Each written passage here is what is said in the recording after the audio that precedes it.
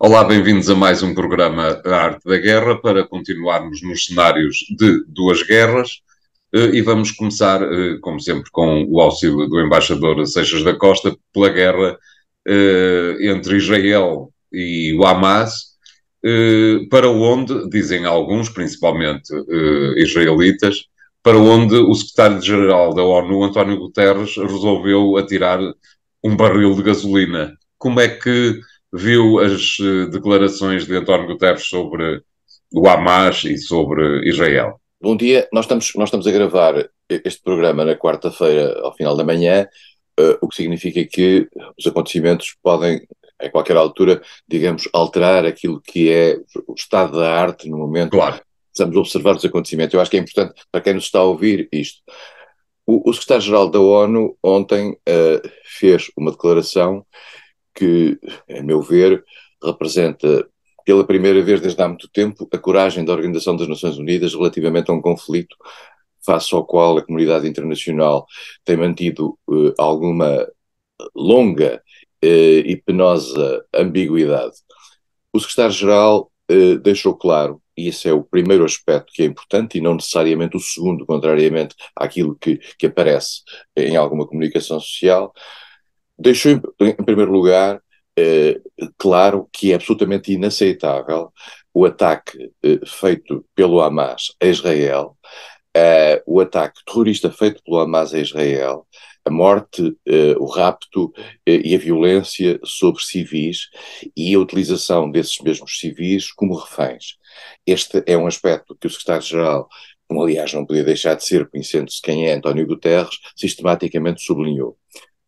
Mas António Guterres foi mais longe, e foi mais longe numa coisa que sistematicamente a comunidade internacional esconde, quer dizer o seguinte: isto só foi possível, isto só é possível, e não estamos a discutir aqui nenhuma justificação para o terrorismo, vamos que sejamos bem claros. Quando se fala em root causes, que é uma expressão antiga, quando se fala nas causas que estão ancoradas, o secretário-geral disse o seguinte: isto é o caldo de cultura criado ao longo de 56 anos de ocupação, de humilhação dos palestinos e da radicalização de um determinado setor dos palestinos, que leva a estes exageros e a estas atitudes inaceitáveis. Portanto, uma coisa é nós a condenarmos as atitudes inaceitáveis que são as ações de natureza terrorista. Outra coisa é nós olharmos com serenidade possível para o passado e para um passado em que os palestinos têm sido vítimas ao longo de décadas, e Guterres falou em 56 anos, de ações Desde a atrabiliárias, Guerra de 67. desde a Guerra de 67, portanto, em particular, há uma coisa que para mim é importante. Israel, ao reagir contra as palavras do secretário-geral da ONU, está talvez a esquecer-se, deliberadamente, de que a ONU é produtora de várias decisões sobre Israel e sobre a zona, e com a autoridade que tem o Conselho de Segurança. O Conselho de Segurança é esse com os Estados Unidos lá dentro, que Israel nunca cumpriu e não cumpre. E, portanto, Israel não se está a dar nenhuma justificação para o terrorismo. Está-se a explicar que as condições na qual prospera o terrorismo são as condições criadas por uma grande injustiça que se está a viver naquela zona há muitos anos. Isto é uma evidência. Nem sempre os secretários-gerais da ONU têm esta coragem de dizer isto, porque pressentem que há uma espécie de um politicamente correto que é sempre difícil de utilizar e de observar quando estamos aqui num momento de tensão provocado por uma ação terrorista absolutamente inaceitável. E o que António Guterres disse além disso, como tem dito aliás e disse na fronteira de Rafah no outro dia, é que uma coisa é o terrorismo, outra coisa é a situação dramática que parece produto de uma espécie de punição coletiva, sobre que estão hoje em dia duas entidades palestinas, as pessoas que vivem em Gaza e que estão hoje foram forçadas a sair do norte de Gaza para o sul, numa ação decidida por Israel, determinada por Israel, que é contra a lei internacional. Vale a pena dizê-lo alto e bom som. Aquilo que Israel disse no sentido de obrigar as pessoas civis a saírem daquela área é contra a lei internacional. Depois, estamos a criar uma situação humanitária que foi agravada pela circunstância de não terem deixado entrar comboios humanitários a tempo necessário. além dos bombardeamentos que Israel está a fazer na zona norte e que estão a provocar em cada noite umas dezenas largas de pessoas mortas. Mas Israel, que tem o direito à autodefesa, não tem o direito à vingança. Não tem o direito à vingança. A vingança não existe no direito internacional. E a vingança coletiva sobre um povo não existe no direito internacional. A maioria dos palestinos não tem culpa das ações do Hamas. Dir-se-á, mas não se revoltaram contra o Hamas. A maioria das pessoas vive naquelas zonas, hoje, também sobre o terror do Hamas. E nós temos que perceber que aquela gente toda que ali vive tem direito à vida e tem direito à sua segurança. E a única entidade internacional que pode assegurar a sua segurança é a comunidade internacional através das Nações Unidas. E por isso a palavra do secretário-geral é uma palavra de bom senso. Eu sei que é difícil para os israelitas, que estão habituados a incumprir sistematicamente, eu digo isto, obviamente, abertamente, como diplomata português que acompanha o processo diplomático em Israel há muitos anos. Os israelitas estão habituados naquilo que consideram o seu direito de autodefesa, naquilo que consideram a sua leitura da situação na região, consideram que têm todos os direitos que considerarem necessários para se defender, independentemente desses direitos poderem ofender o direito internacional. Isso é muito claro, há muito tempo. E como tem uma grande proteção e uma grande complacência por parte do mundo ocidental, nomeadamente por parte dos Estados Unidos, mas também por parte dos países europeus, que se sentem divididos nesta matéria e que ainda pagam, digamos, as memórias do Holocausto, Israel está um pouco nas tintas, costumo dizer eu, para a situação internacional portanto, isso esteve sempre nas tintas para as Nações Unidas. Mas eu acho que as Nações Unidas não se podem estar nas tintas para a situação dos palestinos. Há uma pergunta que não é costume ser feita, mas eu vou cometer a imprudência, talvez, de lhe fazer, embaixador. Os 57 anos de que António Guterres fala, obviamente, não explicam nem respaldam o terrorismo, mas explicam e respaldam a violência armada, isto é, não a violência armada do terrorismo, mas uma resposta armada da Palestina, do Hamas, nomeadamente, e da Jihad Islâmica, relativamente às ações de Israel? Eu não acho que nada justifique o terrorismo. E, em particular, há uma coisa que é fundamental nesta aspecto ter muito bem claro. Tudo aquilo que funcione como ações terroristas em relação a populações civis. Porque uma coisa é você fazer um ataque a um quartel israelita, fazer até raptar soldados nesta tensão entre uma instituição, um ator não estatal como é o Hamas e o exército israelita que representa um Estado. Outra coisa é raptar civis. Mas a pergunta é, portanto, é razoável a resposta armada? Essa questão é interessante. A resposta armada, perante aquilo que é a ocupação de Israel, uma resistência armada a Israel, à lei israelita, que por vezes vai para além daquilo que é a lei internacional, eu digo que pode ser compreensível. O que não é compreensível é a maneira como ela se faz e a maneira como ela se tem feito. Quer dizer, aqueles envios de rockets sobre Israel, sobre as localidades israelitas, ferindo civis, etc.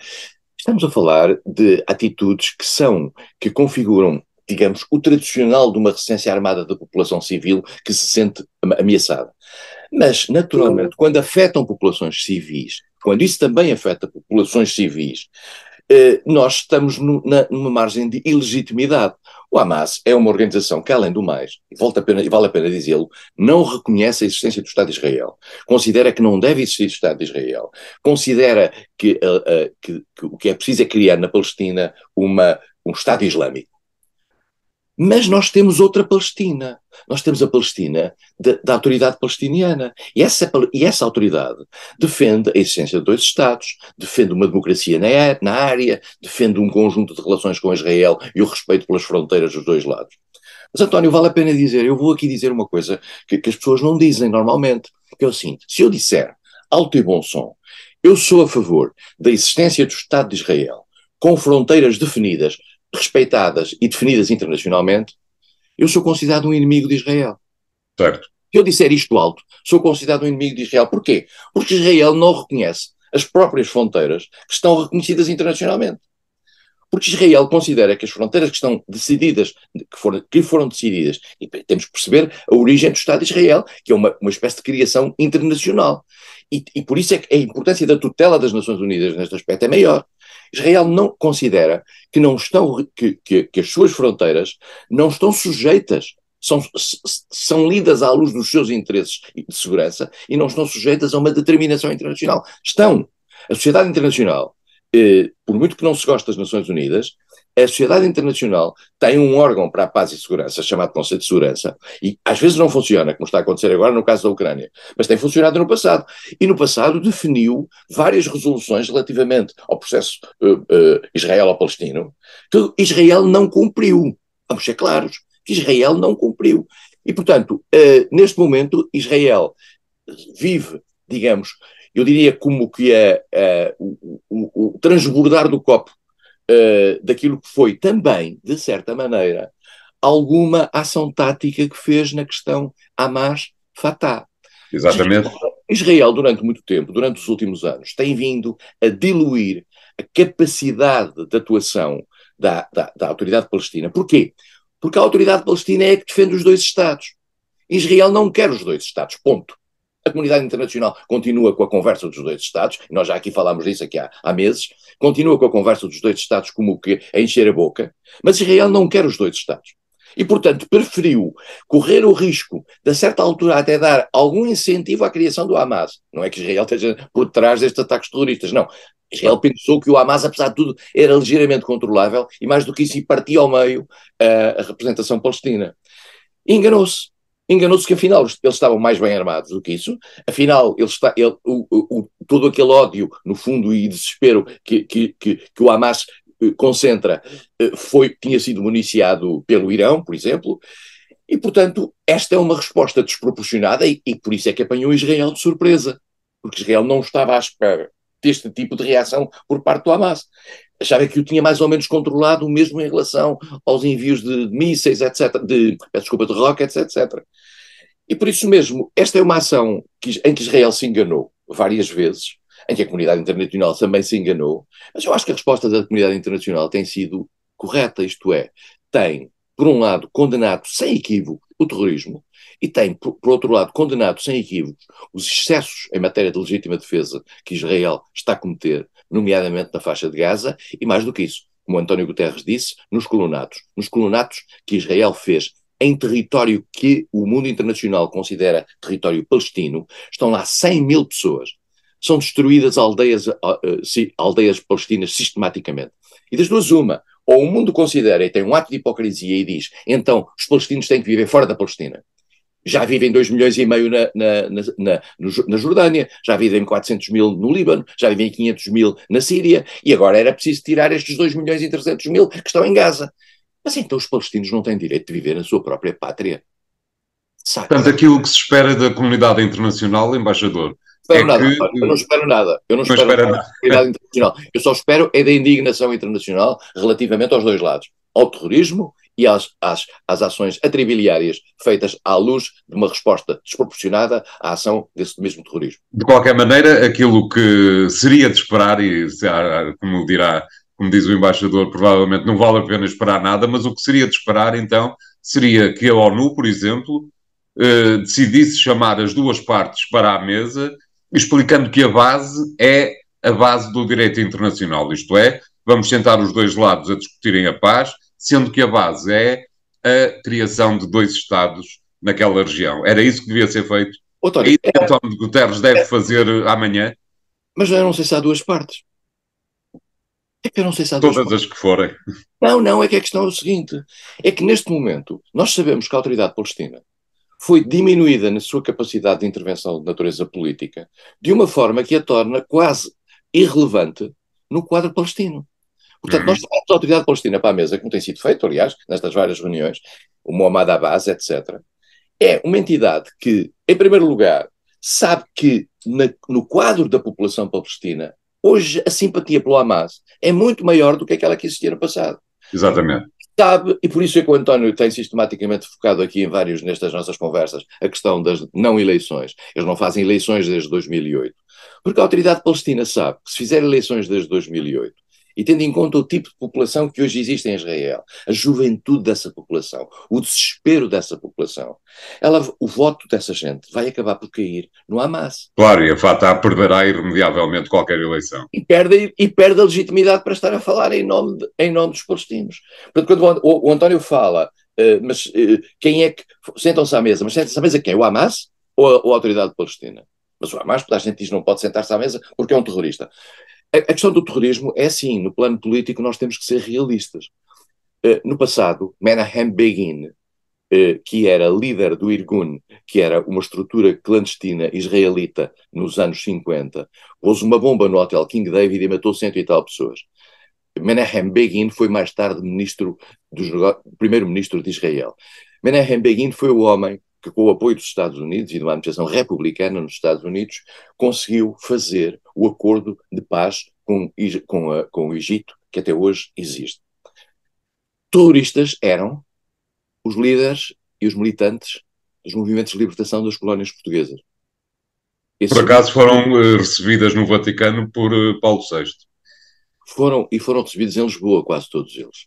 Exatamente. Portanto, o conceito de terroristas é uma realidade objetiva. Eles foram terroristas, fizeram ações terroristas, ações para aterrorizar as pessoas, ações violentíssimas, fora de qualquer quadro legal e ético mínimo, mas o realismo, por vezes, implica que se tem que falar com eles. Eu julgo que, aliás, é o que está a acontecer neste momento entre o Hamas, por exemplo, para a questão dos reféns, e os Estados Unidos, de uma certa maneira, através do Qatar, o que já permitiu a libertação de alguns reféns. Eu devo dizer, António, com toda e total franqueza, que acho obscena esta cena dos reféns. Obscena porque estar com o Hamas, que neste momento tem reféns que são civis raptados de Israel, como moeda de troca, é uma coisa absolutamente obscena. E eu não naturalizo isto. Eu tenho uma rejeição profunda a esta questão dos reféns e da maneira como o mundo internacional trata dos reféns, como se fosse agora uma moeda de troca normal. Não é. Isto qualifica o que é o Hamas. Qualifica a qualidade do Hamas. Vai buscar agora civis, mulheres e crianças e agora troca-os. E agora decai, para aí a guerra. Isto é uma coisa miserável. Mas é a realidade. E é com a realidade que nós temos que definir. E não é dando aos outros a possibilidade de atuarem completamente de mãos livres e sem qualquer limitação no território, ultrapassando todas as leis do direito humanitário internacional, que se cria um mínimo de solução para o futuro. Não é assim. E também, às tantas, vale a pena recordar que, se não estou em erro, terá sido em março deste ano que o número de palestinianos mortos por Israel atingiu o número do ano de 2022 inteiro. António, a questão dos mortos, é difícil fazer uma espécie de uma contabilização de uma contabilização da situação internacional à luz dos mortos, quer dizer, e é pouco, e em particular numa guerra. Há um desequilíbrio profundo e uma disparidade profunda entre aquilo que são os mortos palestinos ao longo de todos estes anos, e em particular ao longo destes conflitos que têm já décadas, e a situação. Eu queria ver se eu tinha aqui uma coisa, mas já não consigo. Que era o número dos palestinos que entretanto morreram e os israelitas que entretanto morreram. É uma disparidade absolutamente imensa, Menor. imensa. Mas, digamos, é difícil, por um lado está um exército, por outro lado está uma população civil, e em particular o Hamas movimenta-se no seio da população civil, e a probabilidade de collateral casualties, Colaterais. atrás que morrem é muito elevada. Quer dizer, dito isto, é naturalmente potenciada quando há bombardeamentos alargados a zonas civis, etc. Portanto, Claro. eu acho que esta situação tem que ser vista com calma, e voltando ao princípio, eu acho que António Guterres teve toda a razão e tem todo o meu apoio para dizer o que disse, que é puramente uma verdade, por muito dura que ela seja para Israel. Obrigado, embaixador. Vamos a fazer aqui um intervalo. Voltamos já de seguida com o segundo tema. Até lá.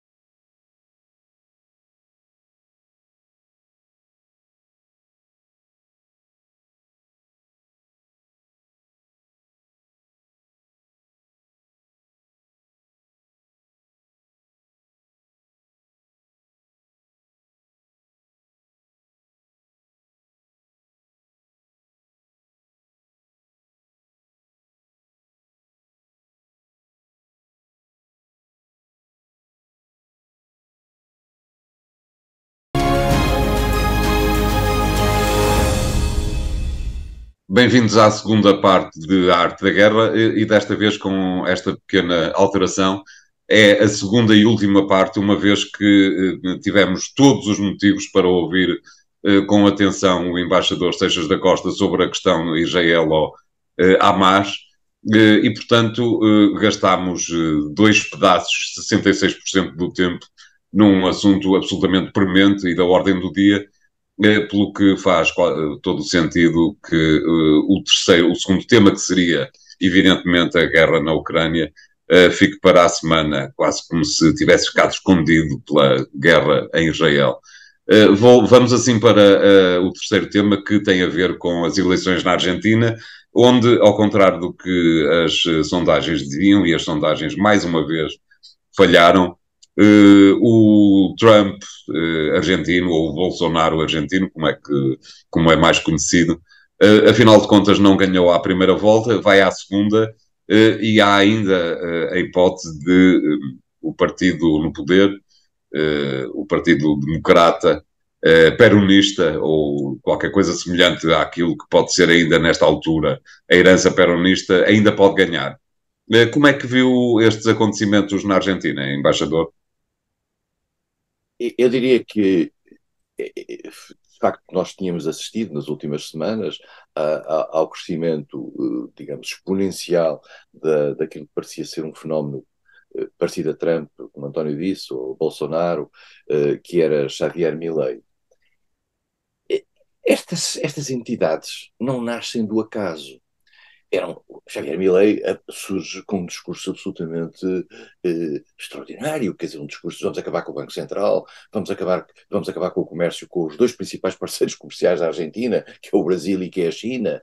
É um discurso de extrema-direita, quase limite, que depois tem coisas erráticas. Vamos deixar que as populações possam vender órgãos humanos, os seus órgãos, o rim, são coisas no limite. Ora bem, estes personagens esquisitos de ruptura, de extremos, só emergem porque há um cansaço brutal na sociedade argentina, dos vistos, como houve na sociedade brasileira, como houve também nos Estados Unidos, de uma certa maneira, relativamente às soluções tradicionais, às soluções mainstream, às soluções normais. O que é que aconteceu na Argentina? A Argentina está desde 2008, praticamente, desde a crise de 2008, numa crise interna terrível. Teve com presidências, como a presidência de Macri, mas também de Alberto Fernandes, depois assessorado por Cristina Kirchner, que era a sua vice-presidente, que levaram o país a ciclos de crise económica, de inflação, de desespero mesmo, nas ruas, a quantidade, o desemprego, a inflação chegou ao ano a ultrapassar os 2 dígitos, estamos a falar de chegar a 100 e picos, quer dizer, ao mês andava pelos 10, 12%, que é uma coisa extraordinária. A pobreza aumentou extraordinariamente, nomeadamente nas zonas urbanas na Argentina. E os argentinos vivem sempre entre, por um lado, o sonho de um país que foi uma grande potência, digamos, no sentido regional, nos anos 30 do século passado, e depois os ciclos de bem-estar, da ação de defesa dos interesses populares por parte do peronismo, que é uma espécie de nacionalismo orgulhoso, que tem depois várias declinações de natureza política, há peronismos à esquerda, há peronismos à direita. E uma gestão político-paternal da Argentina. Exatamente. Isso mesmo. Este Milei apareceu como uma espécie de ruptura. É muito interessante ouvir os apoiantes de Milei pelas ruas dizendo isto nunca foi experimentado, vamos experimentar. Quer dizer, não se experimenta um país, quer dizer, não se põe um país não se põe um país à volta de uma experiência. Porque, apesar de tudo, apesar da situação dramática, eu não sei se a Argentina está preparada para uma coisa tão radical que pode criar, digamos, pode colocar a Argentina, eu diria, numa espécie de um canto durante algum tempo e o país entrar num colapso, digamos. Principalmente não se experimentam novidades num país sem um dos rins. Exatamente. Quer dizer, Ora bem, o que é que aconteceu? Aconteceu que todo o movimento de Milei, que parecia imparável, desde as eleições primárias que tinham tido lugar, os argentinos têm umas eleições primárias para a seleção de candidatos em agosto, em que ele tinha saído à frente, até a uma grande desconfiança que existe relativamente a Sérgio Massa, que é o homem que no fundo acabou por passar à frente de Milei, eu diria, na última volta. Sérgio Massa é um homem que vem do peronismo, é um homem que se afastou do peronismo, e é na Argentina definido da seguinte forma: já teve 3 clubes de futebol. Não se tem 3 clubes de futebol, António, como nós sabemos. Quer dizer, não se muda ao longo da vida em 3 clubes de futebol, porque se há, eu diria, a afinidade afetiva que as pessoas têm e que demonstram, digamos, a sua ligação, é um clube de futebol. Ele já mudou 3 vezes para 3 clubes de futebol importantes na Argentina, o que lhe dá um caráter de uma personalidade errática. E agora já está outra vez colado ao peronismo. Quando já esteve fora do peronismo, já criou um partido fora do peronismo. É um homem que tem um grau de credibilidade em muitos setores argentinos muito duvidoso. Dito isto, foi o homem que os argentinos, à última hora, perante aquilo que era Milei, que era um candidato absolutamente fora da terra, acabaram por votar e que vai à segunda volta com o Milei. E vai à segunda volta porquê? Porque na Argentina, para ganhar por maioria relativa, é preciso ter 45% de votos. Não teve 45% de votos, teve 38% e tal. E é preciso ou ter 45% de votos, ou ter menos de 45% de votos, mas ter mais do que 10% de diferença relativamente ao seu adversário. Não foi isso que aconteceu. Conclusão, estes 2 candidatos vão à segunda volta. E agora vai-se ver, nesta segunda volta, para onde é que vão os votos. Ninguém é dono dos votos dos seus eleitores, mas particularmente dos outros candidatos, onde há candidatos de extrema-direita também que podem vir a votar Milei e que podem, digamos, reverter este equilíbrio. Dito isto, uma coisa é muito clara. A Argentina estava partida em 3 grandes blocos políticos que, aliás, estão representados nas eleições para este Parlamento. Houve eleições para o Parlamento, houve eleições para o Senado, são 130, como em Portugal, as eleições para o Parlamento, e nessas eleições o eleitorado dividiu-se numa lógica quase 30-30-30, quer dizer, quase um terço para cada um. E agora vamos ver como é que isto funciona nas presidenciais, que têm lugar no dia 19 de novembro, a segunda volta das presidenciais. O tempo também este, que tal como acontece em vários países, é também muito, muito longo. Este mês vai ser um mês extremamente longo em matéria de luta política interna e de desgaste político interno, em que tem um grande papel as redes sociais, tem um grande papel os canais de televisão, muitos dos quais estão balcanizados relativamente às várias forças políticas, e, portanto, a Argentina atravessa um momento complexo. Curiosamente, atravessa este momento complexo depois de ter sido cooptada pelos BRICS. Já nos esquecemos disso, mas neste alargamento que houve dos BRICS e que meteu outros países, como a Arábia Saudita, como os Emirados, como a Etiópia, como o Egito, entrou a Argentina. Entrou a Argentina pela mão do Brasil, vamos ser claros. No fundo, o Brasil, que é sempre um adversário da Argentina na América do Sul, na América Latina é diferente. Há o México, portanto, há o México, o Brasil e a Argentina. Mas o Brasil, sendo embora o país mais importante da região, claramente é o país que tem esta conflitualidade e tensão com estes 2 rivais. O país deu a mão à Argentina, porque deve ter sido, eu diria, barato politicamente trazer uma Argentina que está fragilizada para dentro do quadro internacional. E para a Argentina isso, enfim, representou, de certa maneira, uma resposta ao seu orgulho, e nós sabemos que o orgulho argentino é um dos seus, faz parte do seu PIB. Portanto, vamos ver em que é que isto dá, e em particular vamos ver em que é que a tragédia da economia argentina no plano mundial vai avante ou não, porque a Argentina é um país interessante e importante no quadro do Mercosul. Veremos se o quadro da relação do Mercosul com a União Europeia se estabelece. Isso daria talvez algum folgo à economia argentina, que hoje vive da exportação de commodities para a China e tem uma relação muito profunda com o Brasil, do qual depende muito, por exemplo, na área industrial.